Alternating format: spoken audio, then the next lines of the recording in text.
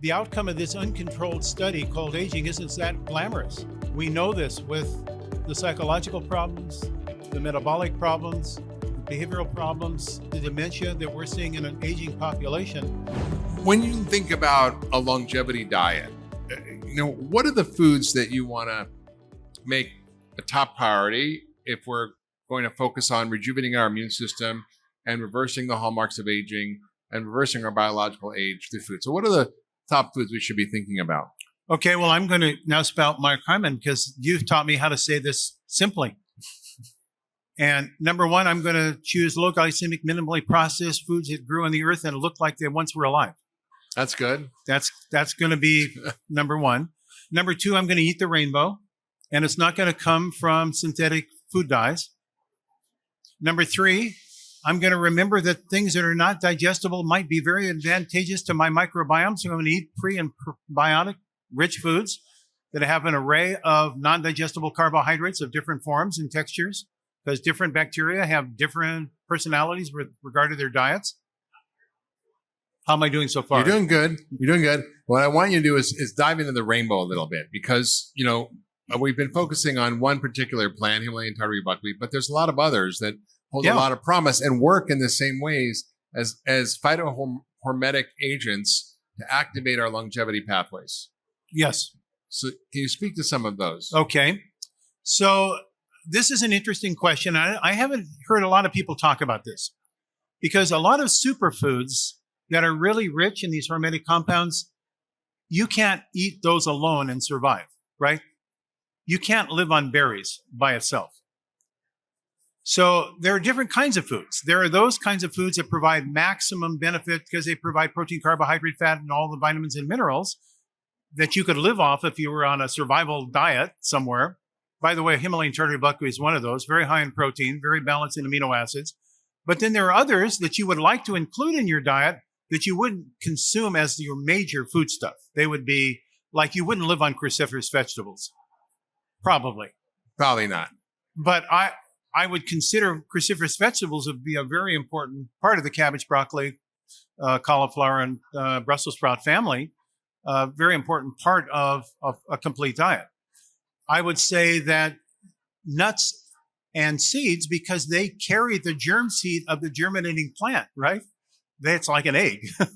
So they've got a lot of good stuff in them. So they're like the plant's eggs. Precisely. So you've got all the neat stuff that's needed to make life. When I think of seeds, when I'm really become an appreciator of these seeds, because when I look at our buckwheat seeds, they look like little armadillos. You could run a Sherman tank over them and it wouldn't crush them. But somehow you give them moisture and life generates out of them and they form this beautiful crop that in the spring is gorgeous to look at. And there's life in those seeds. So seeds contain all the stuff necessary to make life. Nuts, similarly, as well.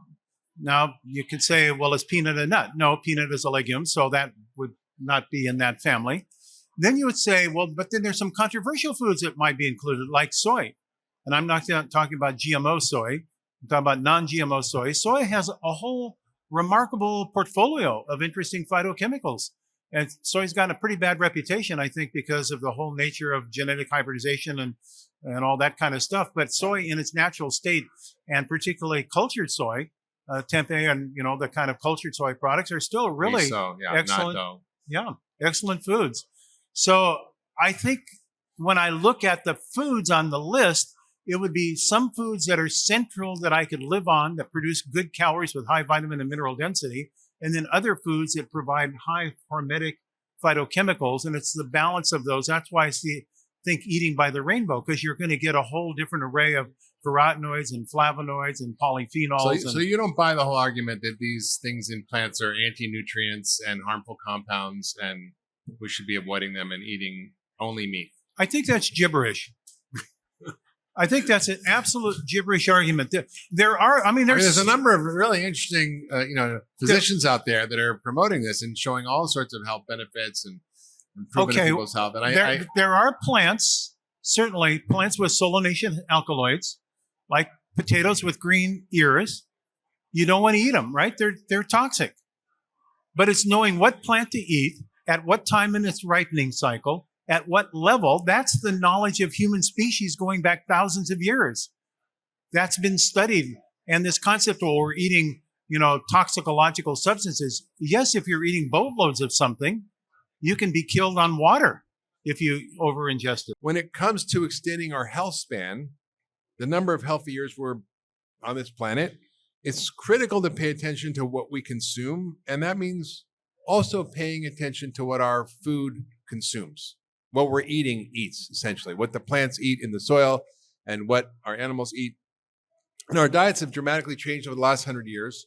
In America, our agricultural system has moved from heirloom, high nutrient dense plants to a subsidized production of highly commodified crops, modified corn, wheat, rice, and soy that are now the staples of our diet that account for probably 40 to 60% of our calories in the form of ultra processed food. And that the calories are not really the issue as much as the quality of the food we're eating and the information in food, as Jeff has taught us. It's a direct reflection of the health and the quality of the conditions under which the food was grown. And if we don't have food grown in the right way, the nutrients don't end up in the food, and then they don't end up in us. So I'm really excited to be here with you, Jeff, to discuss some of your really exciting new research on clinical trials that you've done on the impact of phytochemicals in the immune system, how that affects the immune system's aging, and how to use nature's power of phytochemicals to enhance our health and longevity through what we eat. We're also going to assess my new book, Young Forever, which I have documented many of the things that you're talking about and I've learned from you and the practices and principles I've used as a doctor and have experienced as a patient over the last 30 years.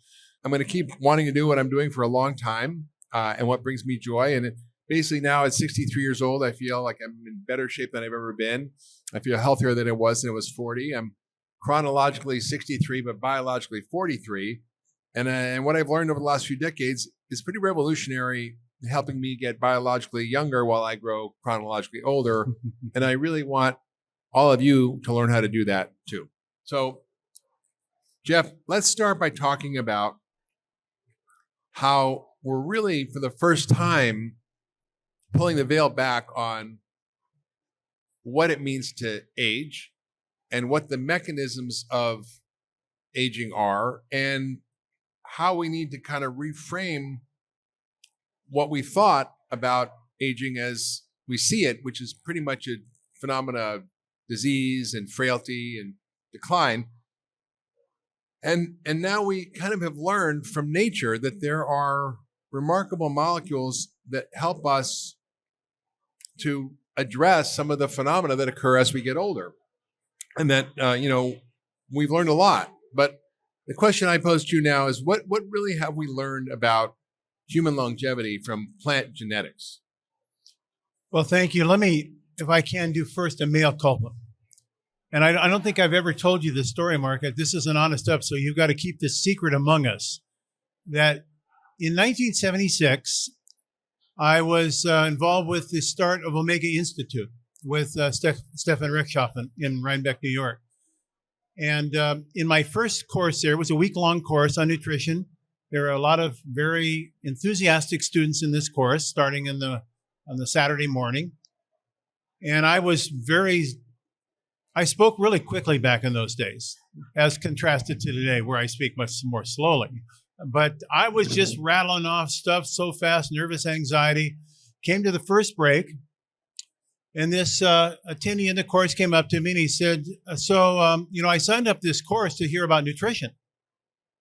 And I said, well, that's what I've been talking about this morning. And he goes, no, you haven't been talking about nutrition. You've been talking about dead foods. I came here to learn about live foods. Well, in my pedagogical naivete, I had the audacity to say, well, I'm not sure there is any difference between live and dead foods. And therefore, I guess if that is how you're kind of interpreting what I'm saying, then probably this is not the course for you. Well, it turns out he was right and I was wrong. At 77 years of age, I've come to learn since 1976 that there is such a thing as live foods, that live foods carry extraordinary energy in them that you don't get from ultra-processed foods that go way beyond calories. It's both the enzymatic activity of the plant itself in its non-denatured form, but it's also the psychological energy that comes along with that plant that's been grown by stewardship of a survivable planet. That we carry legacy up as a record of the intention that went into the production of that food. It took me a lot of years to kind of finally grok that and understand it, because I came from a very materialistic kind of scientific background that molecules are molecules and action is action and mechanisms are mechanisms.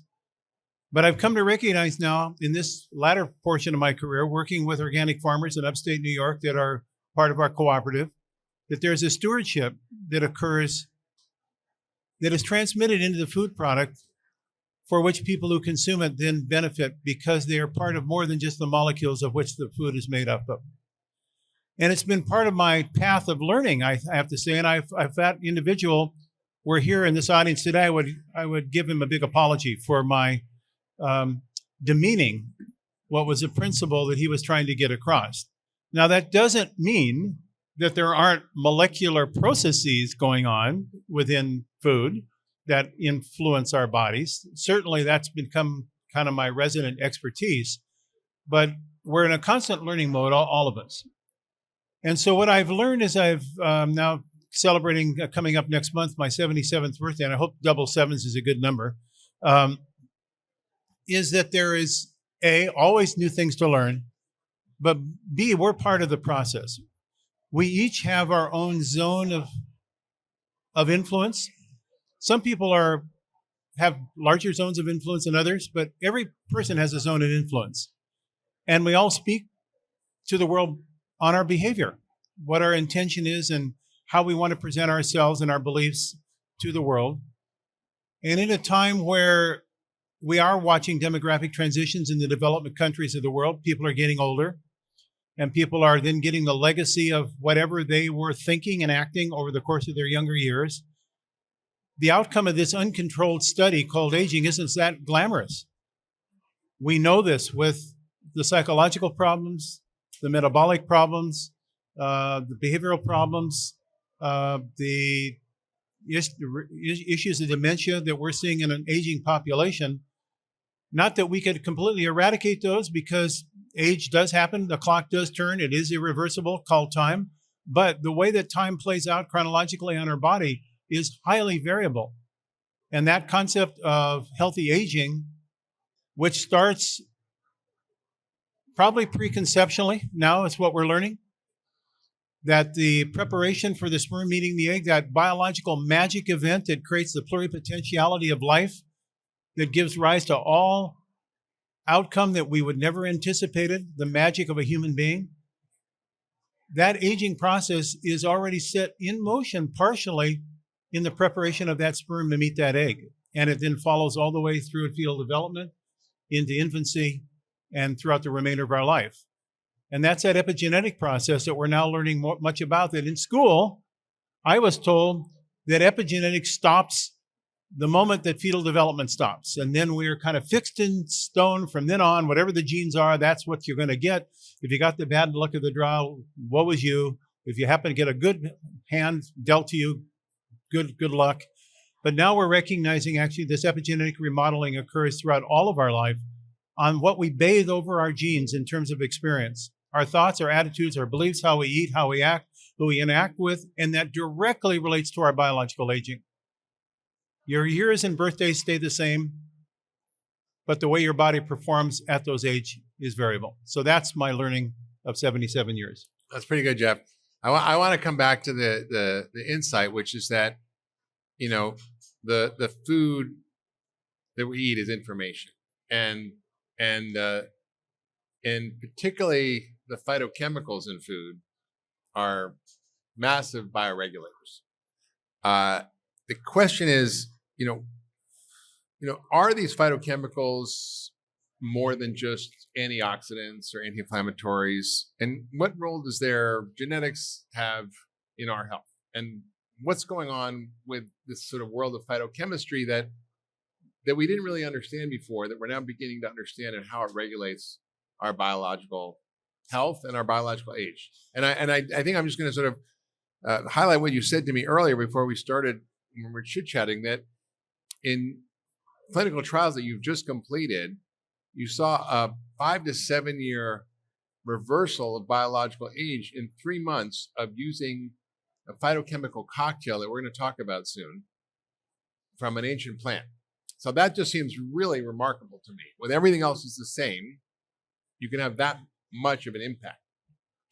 Yeah, so let's talk just a second about this phytochemicals. You know, that's PHY, plant-derived chemicals. Yeah. Why should we care?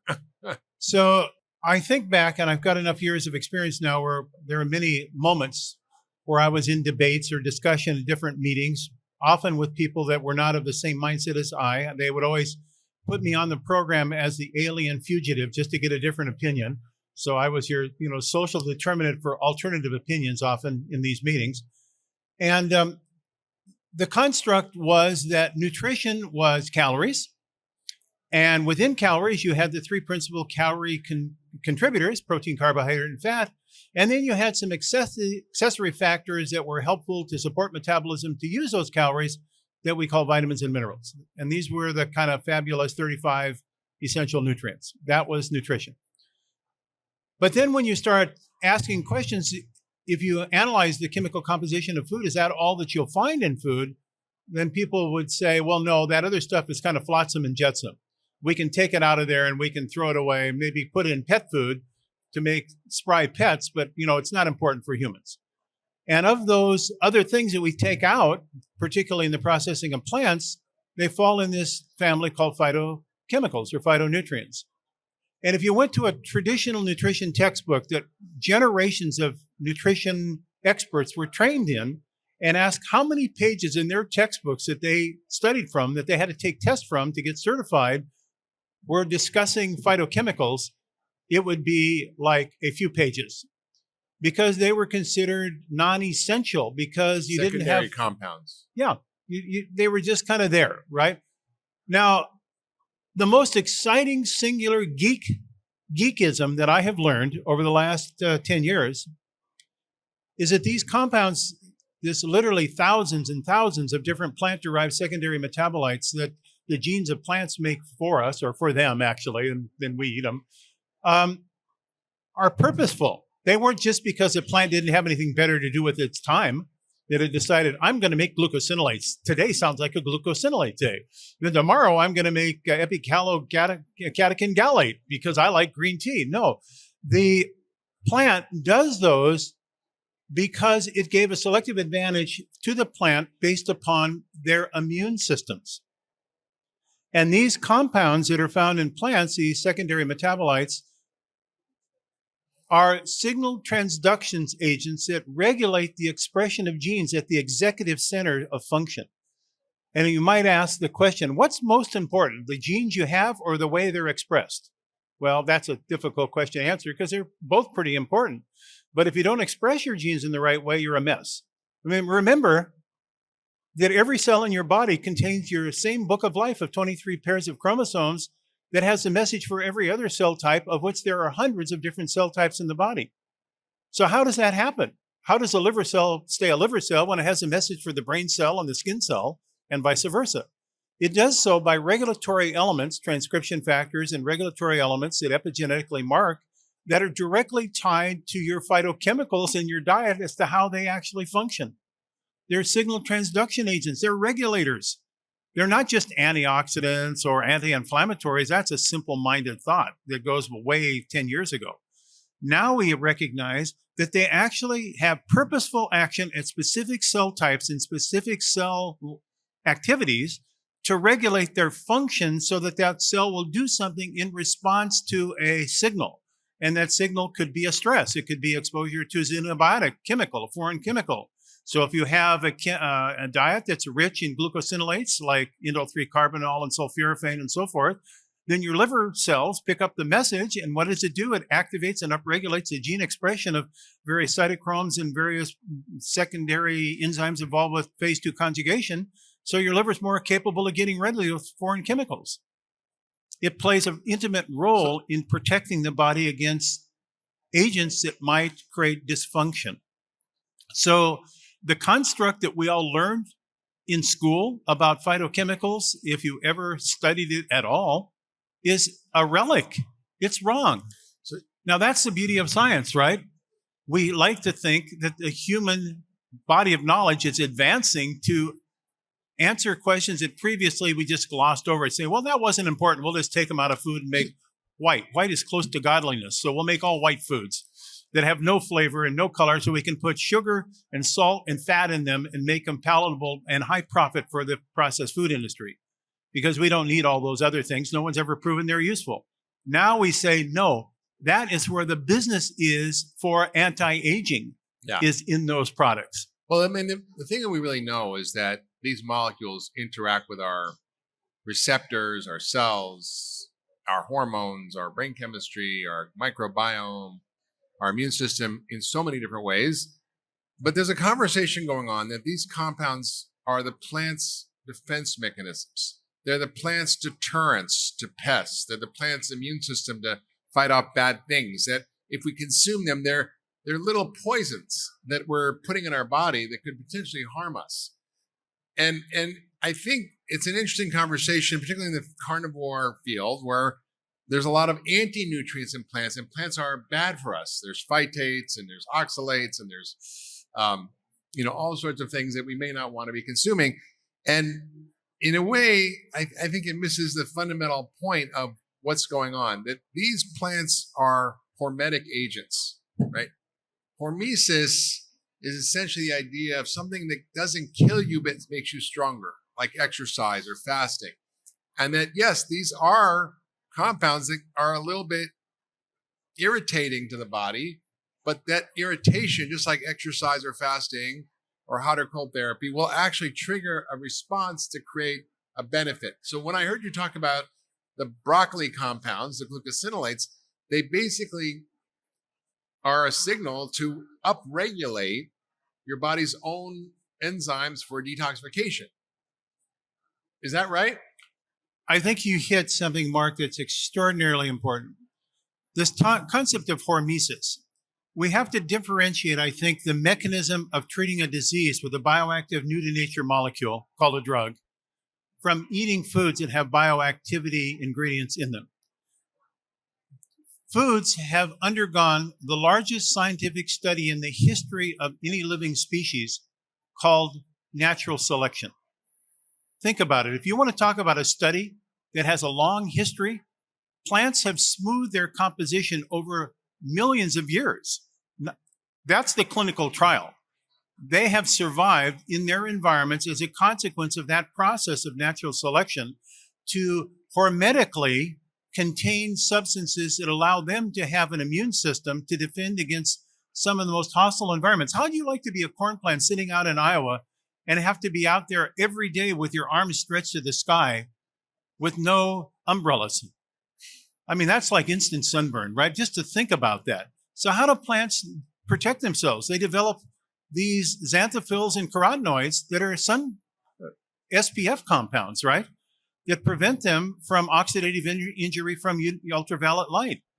And so they have these substances that are the right level in those plants to provide the optimal protection against the environment which they have been living, in the case of wild plants, for hundreds of thousands or millions of years. That's why when I talked to Marianne Lila, who was originally at the University of Illinois, and she's now at the Canopolis Center at University of South Carolina. She's been studying indigenous plants in hostile environments for 30 years. That's been her research. She's published hundreds of papers. We had her as a presenter at our meeting last fall at our PLMI meeting. And she was talking about the fact that when you get stressed plants that have had to survive in these hostile environments, bad soil, bad weather, bad sun, frost, heat, all these things, bugs, that they have had to develop by natural evolution, hormetic compounds that are their immune system that help defend us. And it turns out that when we eat those plants that contain those hormetic substances that are defensive, immune active substances in those plants, that it transfers that immune principles to humans. This is now an extraordinary chapter in our web of life. Wait. Did you just say that if we eat plants that have had to build their immune system up because of tough conditions, that those compounds in those plants strengthen our immune system? 100% correct. 100% correct. And in fact, this is what got me into Himalayan Tartary Buckwheat.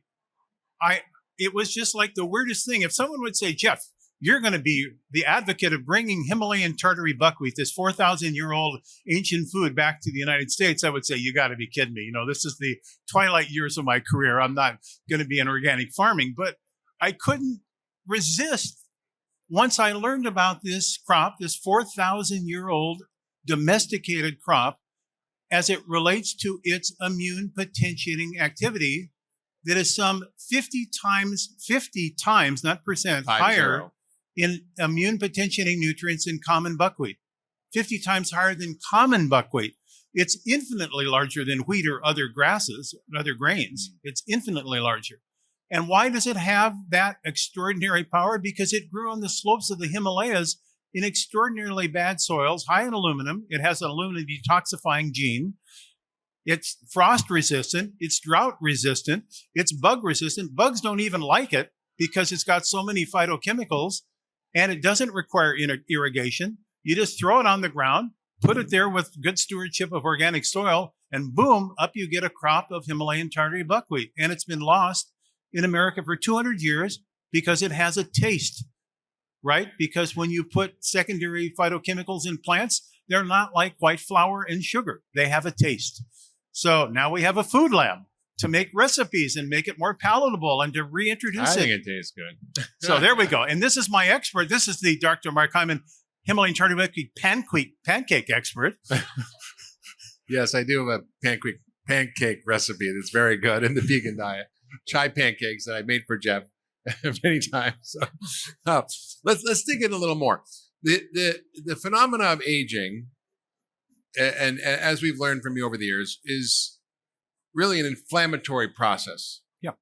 So let's kind of start with what causes the immune system to become dysfunctional as we age. What causes the acceleration of inflammation as we age, and how does that connect to the aging of our whole body? And then we'll kind of loop back to how to use plants to affect that and what you found in your research. Yeah. So you said this beautifully in your book. Mark, as you know, if you've read his books, and I'm sure everybody here has read one or more of his books, is a brilliant narrator. He tells a story better than anyone. The first time I read anything he wrote, I said, this man's on the path, because he can make very complicated topics very engaging and understandable. Because I have logorrhea, which is diarrhea of words. You do not need to diminish your genius. You're very, very good at this.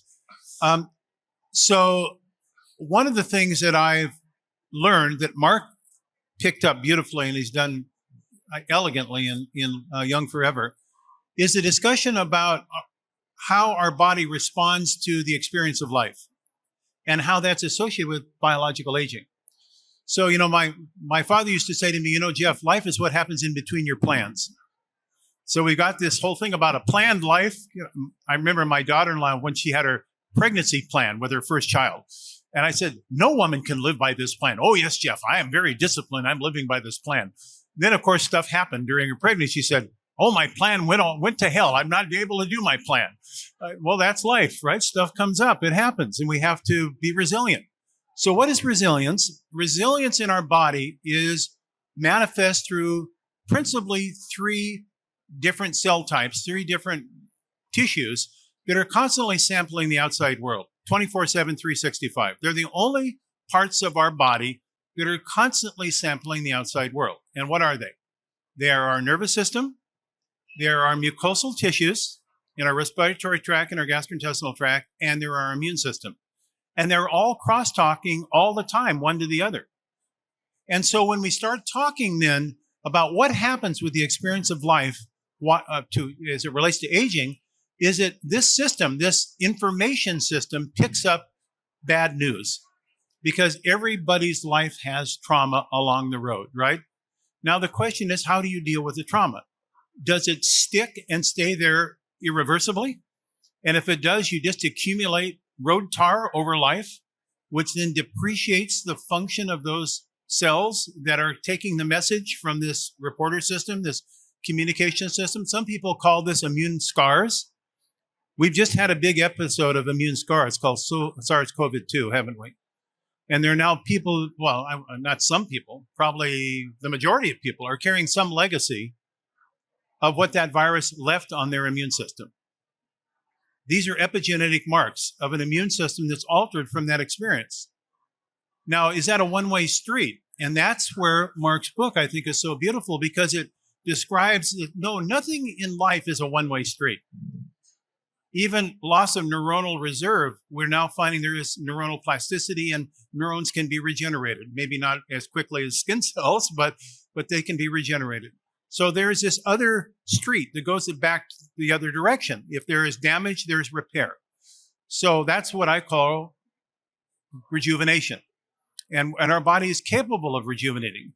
And fortunately, what we're starting to learn is that these marks that we carry that are associated then with the principles of aging, or the hallmarks of aging that Mark has summarized so beautifully. These are kind of scientific geekisms, these hallmarks of aging, but you've made them accessible in your book.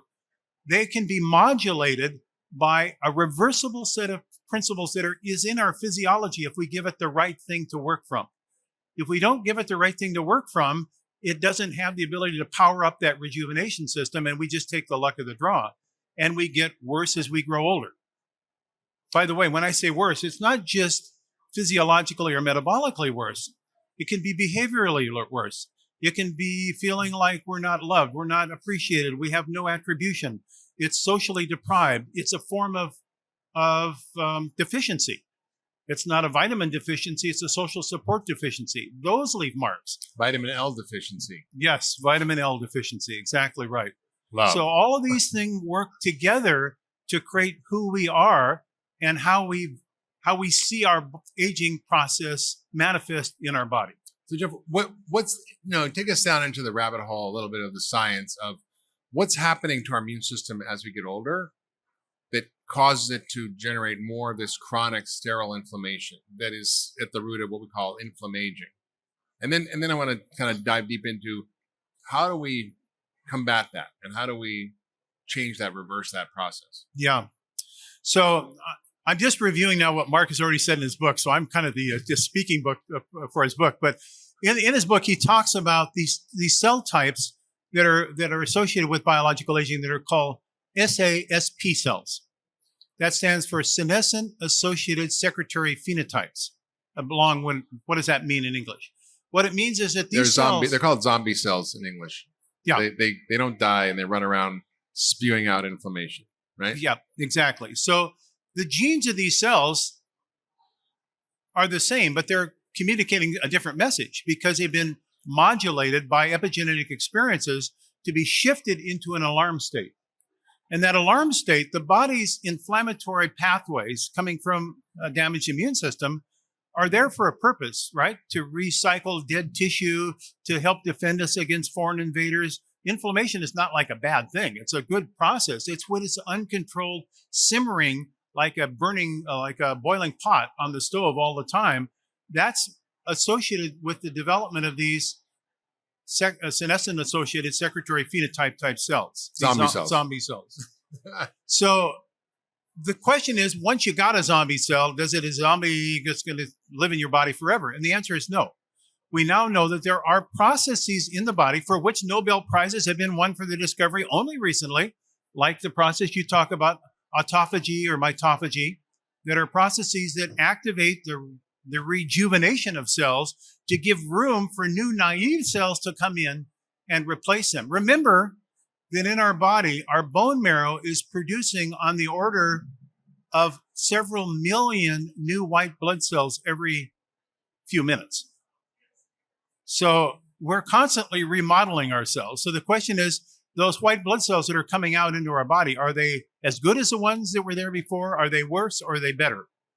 And rejuvenation is making them better, not making them worse. That's the process that we're really speaking to when we talk about young forever. It doesn't mean that you've completely eradicated aging because the clock still ticks, but it's removing these accelerants of the process of chronic inflammation that's associated with fibrosis, insulin resistance, cellular proliferation, all the things that we associate with the physiology of aging. And by the way, it's very interesting when the investigators, and again, Mark talks about this in the book, investigators that are measuring these age clocks, like Stephen Horvath, who is at UCLA, is one of the world's experts in this area, they're able to actually take photographs of people, and they're able to match the photographs based upon the physiognomy of whether they look old for their age with their biological age clock of their immune system. Right? They're able to show that, yes, there's that. And so you say, well, hold it. Does that mean the inside of my body, if I could take a picture of the inside organs, they'd look not so good too? Yeah, that's what it's saying, that you're altering the physiognomy, the architecture of your body, and its function as a consequence of these processes. So, Jeff, we know that these cells accumulate as we get older, these zombie cells, and other things that happen to our immune system, which is a decrease in our ability to fight infection, our ability to fight cancer. And so we have sort of, at the same time, we have this sort of increasing inflammation on the one hand, we have a decreased ability to respond to threats on the other hand. And you have this concept that you coined called immuno-rejuvenation, which I find fascinating. And the mechanisms by which it occurs are still a little opaque to me. And in the work you've been doing lately around studying the particular unique phytochemicals in Himalayan Tartary buckwheat, things that are found nowhere else that we know of yet in any other plant, have this ability to rejuvenate our immune system. And you really have just completed a very important study, which I find shocking, which is that using the compounds from this ancient plant that somehow rejuvenate our immune systems, we can turn back the biological age clock by 5 to 7 years. So take us through exactly what is happening at a cellular level from these compounds. What are the compounds? What do they do? How do they actually change your biological immune clock and make us younger? Yeah, so thank you. So I want to give attribution to my colleague who is sitting right here in the front row, Dr. Austin Perlmutter. He is a person that's overseeing this clinical study that we're very excited about in our little company. We thought it was a pretty ambitious trial for a small group, but thanks to his acumen and the associate help that he had with some very diligent co-investigators, we were able to take 50 individuals, apparently healthy, take their blood initially, and to evaluate using a gene chip produced by Illumina that has a little over 900,000 what are called CPG sites that are epigenetic marker sites on the genome. So this chip is able to measure 900 plus thousand of these sites, and they look for the methylation patterns of the genes, right? That's one of the principal process of epigenomics is methylation of the genome. So we're able to look at the methylation patterns of individuals at baseline. Then we were able to put them on the Himalayan Tartary buckwheat phytochemicals over the course of 90 days at a level that would be considered equivalent to eating something like 100 grams of Himalayan Tartary buckwheat flour equivalent a day, some in that range. How many pancakes is that? Yeah, that's a whole other story I can tell you about. I just got through eating a little over 400 pancakes. Yeah, we're going to get to that That's story. A whole I like story. that story. Yeah. But anyway, going back to the clinical trial, the outcome then was to then take the blood of the individuals after the 4 months, and it was ad lib, so they were on the same diet. This was an N of 1 study, control, against themselves, their change over the course of 3 months. And then reanalyzing their methylation patterns or their epigenome of their white blood cells over the course of the 3 months. And in using age clock algorithms from these accepted methods, we're able to deconvolute that data. This is a huge amount of data. It's well over a terabyte of data. So there's a lot of machine learning that has to go on and how to analyze the data. But we were able to ultimately demonstrate that there is a functional change in the pattern of white blood cells in the body, normalizing function. And those individuals who started off with an immune age that was higher than their chronological age, after 3 months, there was a trend, a significant trend actually, to bring it back into a lower immune age over the course of 3 months. So we feel this is the first study ever under this control. I want to emphasize it's a pilot study. It's only 50 people. It was only 3 months. It was not placebo controlled. But I think it's the start of a whole new generation of how we interrogate this from a scientific perspective to demonstrate that we have the tools to actually show how you can reverse aging in the immune system with nutritional intervention. And that these compounds that we're using, the quercetin, luteolin, rutin, there's over 50 different phytochemicals in tartary buckwheat. The plant didn't make them just because it had nothing better to do. It made this specific composition for the immune defense of the plant. Well, it's important you just said that because, a lot of aging research and research in general is reductionist. And in aging circles and longevity research, they're looking at quercetin as a bioactive molecule that can help regulate immunity and reverse biological age. And they did a study using that plus a chemo agent, dasatinib, and they found a reversal of about a year in biological age. But what you're talking about is a 5 to 7 year reversal using a complex set of compounds that are in a whole food. So when you try to sort of extract a ingredient, you might not know what you're leaving behind. And it turns out what you're leaving behind, some of it we know, right? Some of the compounds in Himalayan Tartary Buckwheat we know, some of them we might not know yet, right? And absolutely. And so that is really fascinating to me that there's all these flavonoids and other compounds called jojoba, which are acting in a way to regulate our epigenome independent of our lifestyle, which is kind of fascinating to me. And when you compound that with lifestyle changes and other strategies and a more sort of 360 view of how do we approach healthy aging, it becomes a really powerful intervention. Well, thank you, Mark. I think that's the real secret sauce. You just said it. I would not say that any one thing is the way we reverse aging. I think it's a compilation of different things: better sleep, hygiene, regular activity, good thoughts and attitudes, being loved, being respected. The concept of a good diet, and we say some kind of a like modified Mediterranean, low glycemic load, gluten-free, low allergy load type of dietary approach. All these things work together. But I think that the construct that there are plants that have had to grow up over millennia of their history to form genes that are really capable of being resilient against hostile conditions, that is an interesting construct. It raised my question such that I had a conversation. You know how life is very fortuitous at times and serendipitous? As I get older, I think that there's no such thing as serendipity. I think we work ourselves into situations where these coincidences happens, where you run into somebody and say, oh, that was such a coincidence. No, it probably you were traveling in a certain circle of things that were likely to meet that person again. So that happened to me with regard to this Tartary buckwheat story. So go to China. I have this magnificent visit. I'm up in Harbin, China, the northernmost city up by North Korea and Russia. And my host there is very kind. He says, Jeff, do you want to go back to Shanghai on the bullet train? That's what says 2,200 miles across all of China, down the middle of China in the bullet train, going at 250 miles an hour, silently and vibration free on this electric train. It's fantastic. And China's just going by me like a diorama. So I turned to him and I said, about halfway across, I said to him, so have you ever heard of Himalayan Tartary buckwheat?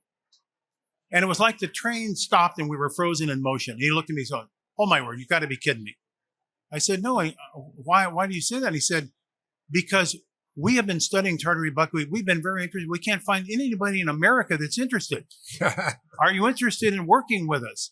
So then I get back to the United States and I asked my colleague Trish Urey, who has worked with me for over 25 years. I said, Trish, when I left to go on this trip, you were going to look in to see if anyone was growing Tartary buckwheat in the United States. And she said, I can only find one person.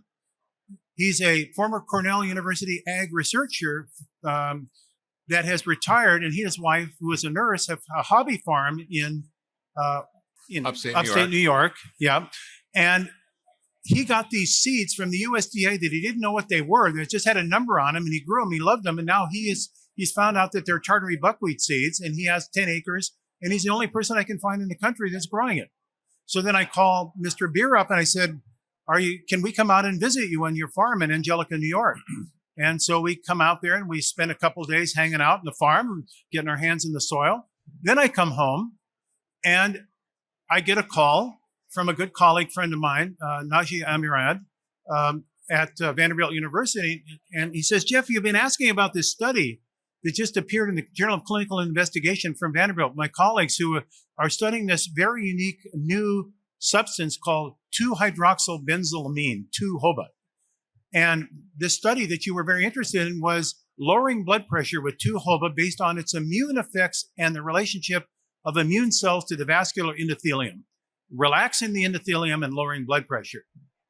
And I said, yeah, I'm really interested in that because when I read the paper, in the fine print, it said that there's only one source in nature of that, which is Himalayan Tartary Buckwheat. And he said, that's right. So now we have a Vanderbilt group, we have a China group, we've got a farmer in upstate New York, and now I'm in organic farming. So this whole makes thing, sense. Yeah, it makes total sense. So the construct. I wondered how all that dirt got under your fingernails. Precisely.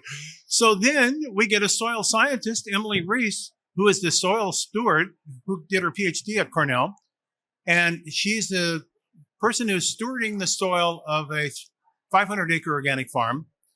And so we asked her if she would take on the responsibility of being our soil scientist so that we could see if renourishing the soil with mycorrhiza, if we inoculated the soil to bring back even better health of the soil, if it would send a signal from the mycorrhiza through what they exude, which are things like salicylate and other gibberellins, other compounds that influence the root, well, actually the germination of the seeds that become the plant, that then affects the seed of the plant and its phytochemicals. Wait, for those non-soil scientists out there listening, what Jeff just is explaining is how the soil is full of mycorrhizal fungi, which is this huge network of fungi underneath the soil that is connecting all the plants to one another, that's helping the plants extract the nutrients from the soil, that are living in a symbiotic relationship with the plants and the soil. And in order for the plants to get the nutrients they need, they require these fungi to be there. And in depleted soils, which is most of the soils we have because of pesticides, fertilizers, herbicides, glyphosate that destroys the microbiome of the soil, we've destroyed these mycorrhizal networks. So this is a really key part of regenerative agriculture that Jeff's describing. And what he did was take basically the buckwheat seed and kind of jack it up with some extra mycorrhizal fungi and some other bacterial compounds that are in the soil that help the plant get more phytochemicals. Exactly right. So this to right? Me, beautiful. And you said it beautifully in your book too. Sometimes I have to. I'm like Obama had his anger translator. I'm Jeff Bland's geek translator. and thank you for that years of help. I've needed it. So what happened? We had this field trial. We had strips on the field that were inoculated with different mycorrhizal inoculants.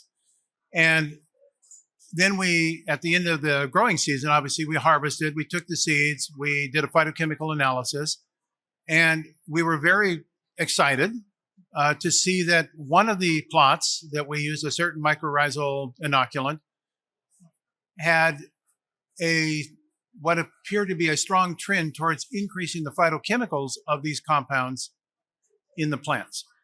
So here is kind of closing the circle for me, because now we talk about planetary health, planetary immune system, soil health, root of seed health, plant health, and then food product health, and then human immune health. It actually closes for me. I started as a professor in chemistry and environmental science in Earth Year, 1970. Wow. I was hired because they wanted an Earth Year chemist in 1970. This has closed that cycle. He had an afro back then, for those of you Did listening. I ever? Yeah. Yeah, that's an amazing story that connects the dots between how we grow our food, the medicine in the food, and how it impacts us. And so, really, you're talking about the microbiome of the soil and the fungi in the soil that determine the quality of the food we're eating. And we really strip that out of most of our agriculture. And what you're saying is that we can actually even help plants a little bit more by some of these new technologies that are allowing us to inoculate the seeds and the plants with these extra kind of probiotics and fungi, which essentially the microbiome of the soil and these mycorrhizal fungi networks. So it's really kind of mind-blowing in how that determines so much about our health. And that sort of, the subtext of that is, what about all the rest of the food we're eating that doesn't grow in that kind of soil? And what is it lacking? And why are we all so sick? And is it connected to the incredible growth of chronic disease and obesity in this country? You know, it's really interesting if any of you have ever gone to the Sacramento Valley or Coachella or some of the big produce producing Salinas Valley in California, where they produce a lot of our produce for the whole country, particularly during the winter months. And you watch the stewardship of the land. It's all production based, isn't it? It's all yield based. And that's not to say that these farmers are irresponsible. They're responsible for making a living and to produce a product that can be sold that looks good to the consumer. And so if you then were to take that and compare it to the group of these Tartary Buckwheat cooperative farmers that we've enlisted to work with us, they have the same goals. They have to make a living. They have to pay for their farms and so forth.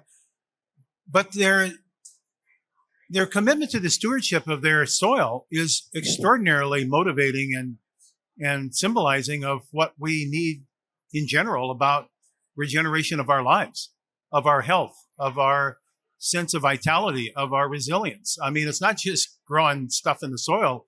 There's a whole metaphor to living about. And I recall actually asking, I've never talked to you about this, Mark, but back in when I was a young guy and teaching environmental science was one of the courses I taught at the university. It actually turned out to be a very popular course in the 1970s. And I would ask a question the first day of this class. This was, non-scientists would take an elective to get their science credit. So there's a lot of people that were just in there to fill a seat, but I try to make it attractive enough they'd want to come to class. So the first day of class, I'd ask, how many of you are interested in posterity? Now, remember, these are undergraduate students, 18 to 22 years of age, probably. And, they would look at me like really strange. No professor ever asked us about posterity. And I would say, no, I want to know how many of you are interested in posterity. And there would be some people that would raise their hands, yes. And then I would say, okay, why are you interested in posterity? You're not going to be around. Why are you interested? Now, a lot of those students in those classes, because they were taking science credit with me for the business school, right? So my concept was, what is sustainable business? What is sustainable work? What is a sustainable culture? And how do you embody that if you can't keep the principles that keep life alive, the carbon, hydrogen, sulfur, oxygen, and nitrogen cycles healthy? How can you have sustainable anything?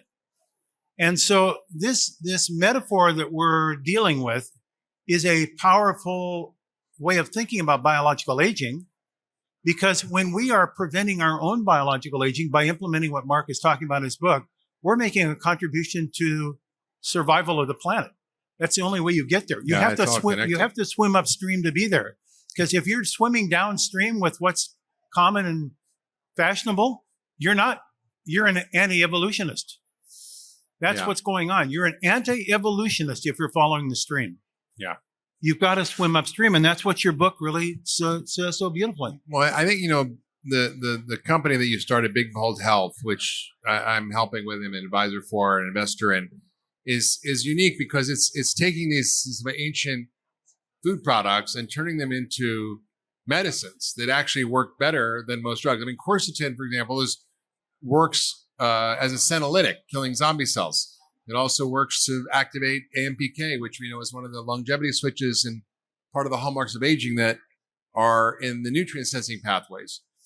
And yet, the effect of just that one molecule may not speak to the power of a more complex diet. So I think the key is the phytohormesis concept, because I think it really speaks to the way in which phytochemicals work by triggering our bodies to respond to them with a healing response. That's right. And that's something that I only come recently to understand. And I think that is a very important concept that helps sort of define why we need to be consuming these compounds and why they're so important, and how we need also to be careful, because what happens if you take a super high dose? It may not be good, right? It's a little stress in the right dose to activate your healing response, but not too much.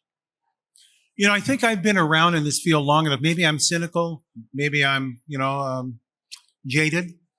But I've seen multiple moments where we had the answers about nutrition, and it was the topic du jour, and everybody was on that program if they wanted to be in their peer group keeping up. And I could start naming things, but I won't point fingers. All I can say is, now having been in this field 50 years, most of those things came and went. The only things that have stayed are the things that are real. And that's eating a complex diet that's unadulterated, that is rich in plants, that has animal products that are also unadulterated.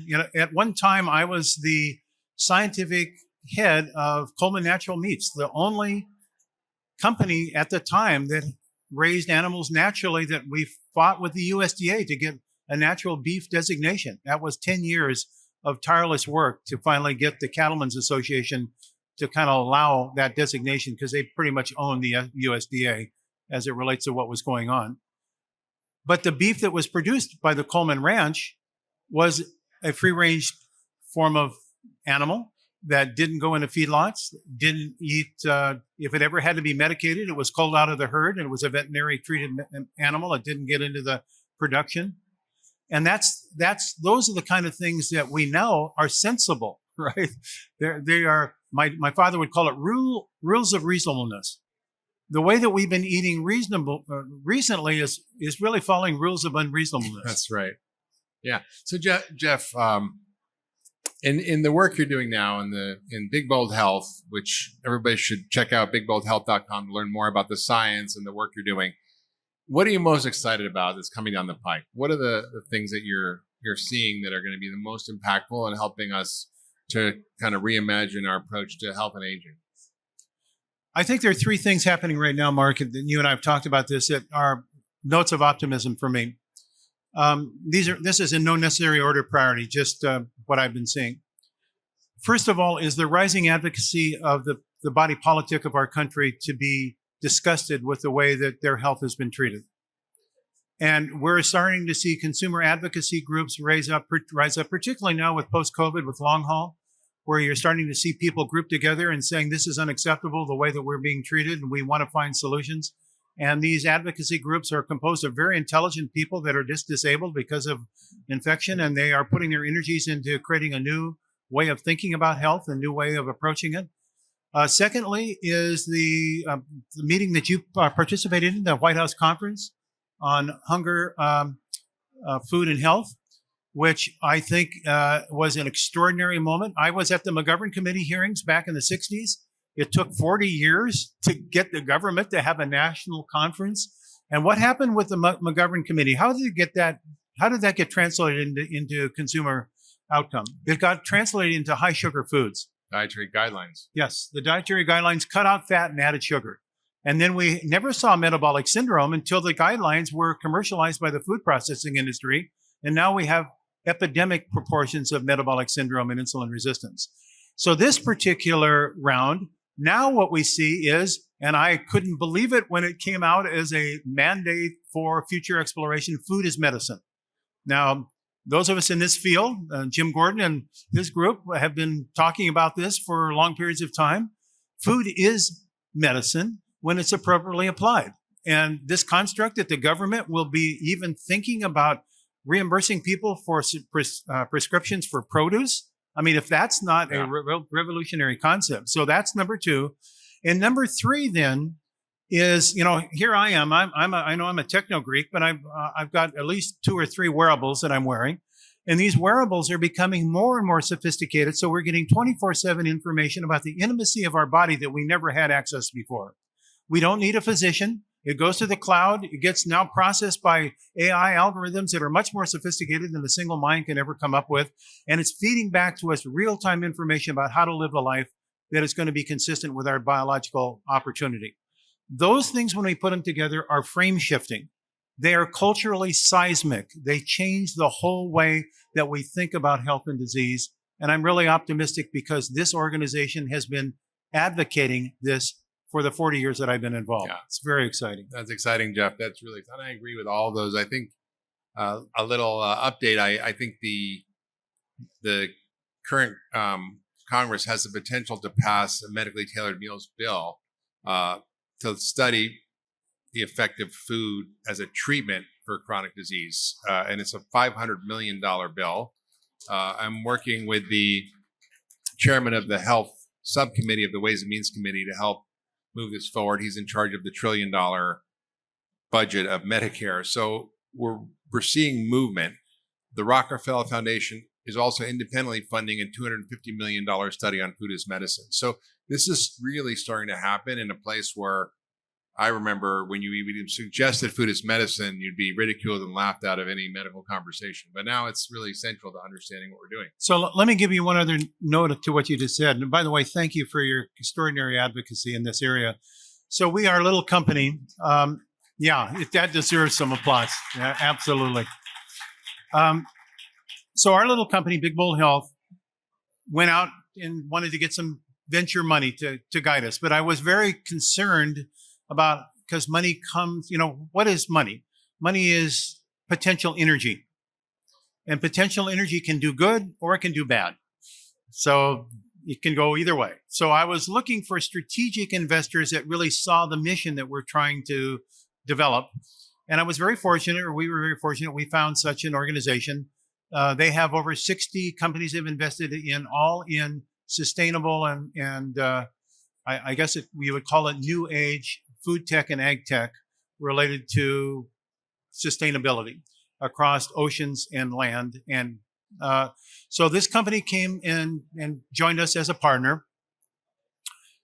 At the White House conference, they were instrumental in working together with several other venture capital organizations and are now raising a fund of $2 billion to fund technology and ag development and development of technologies that will, in fact, produce sustainable food supplies that are meeting the food as medicine mandate. So this is coming from the private sector, and where there is money, there will be business. Where there is business, there will be jobs. Where there are jobs, there will be smart young women and men coming into the field, and we will transform this from a pathology-focused to a health-focused culture through this kind of advocacy. It's definitely happening. Thank you, Jeff. And I'm sure many of you are aware, but the IRA bill, the Inflation Reduction Act, had $20 billion in it for reforming agriculture and moving it more toward a regenerative agriculture that we were involved in advocating for as part of our Food Fix campaign. So it's really exciting to see these things starting to move forward. If you love that last video, you're going to love the next one. Check it out here. If you really want to fight body fat and raise your metabolism, you don't want to fear your food. You want to actually lean into it to look for delicious, healthy foods eaten at a modest volume and also eaten at the right time